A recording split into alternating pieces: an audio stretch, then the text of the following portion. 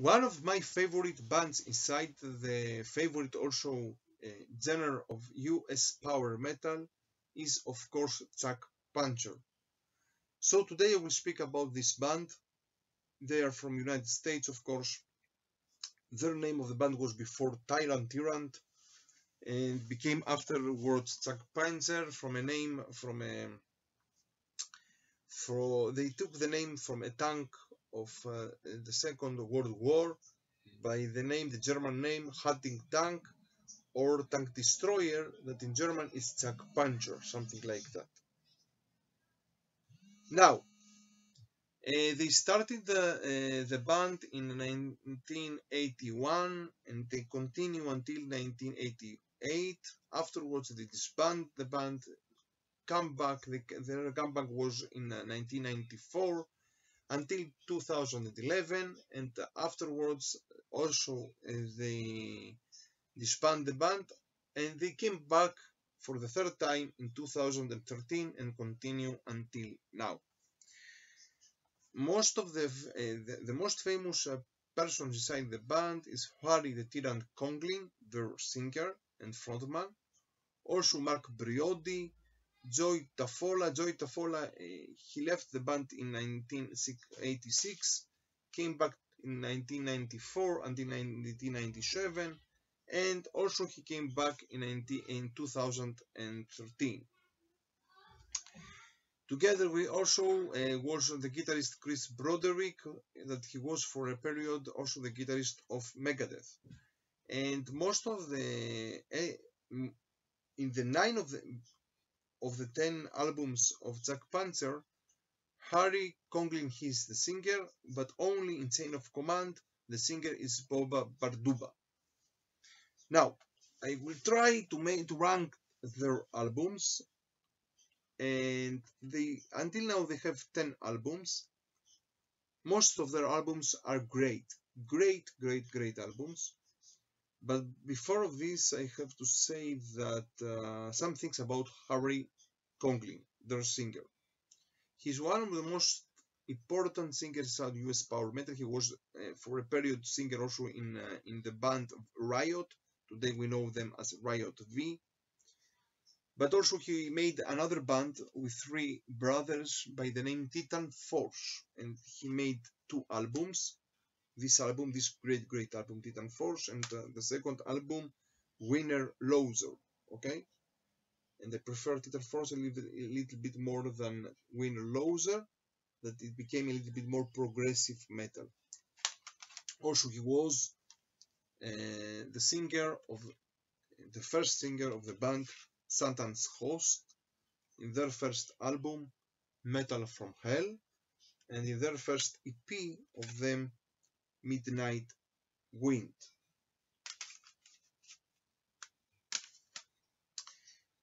So let's go to rank their albums. In the 10th place for me comes their second album, that it was to be their third album because Chain of Command, they made it in 1987, but at last this album came out as their 7th album only in 2004. So in reality their second album is Dissident Alliance, that came out in 1994. Now this album is not a US power metal album, unfortunately. This album is a groove metal album with influences by Pantera. Yes, in this period of time, Pantera and Machine Head, they were very famous in the United States. So JAG PANZER decided to do something common with Pantera or something in common with Machine Head. This is not bad, but this is not their style at all.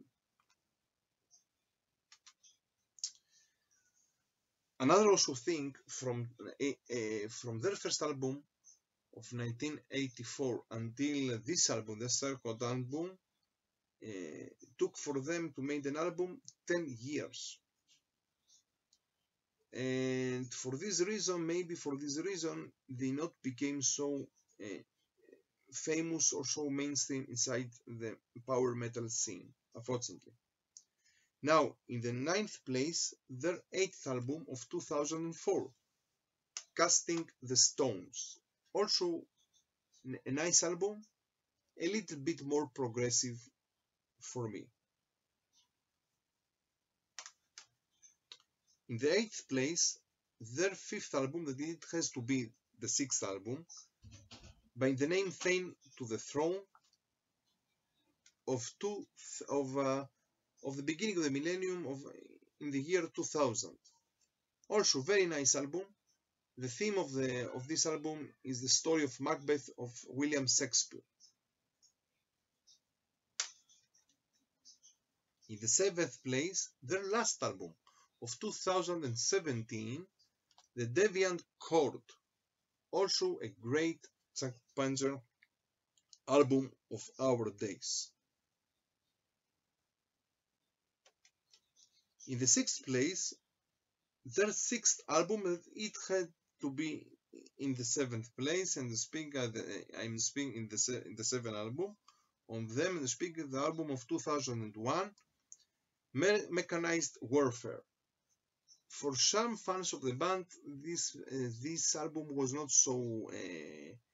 They did love this album because it has a little bit more thrash metal style. But I liked it very much. Also, Chris Broderick plays in this album.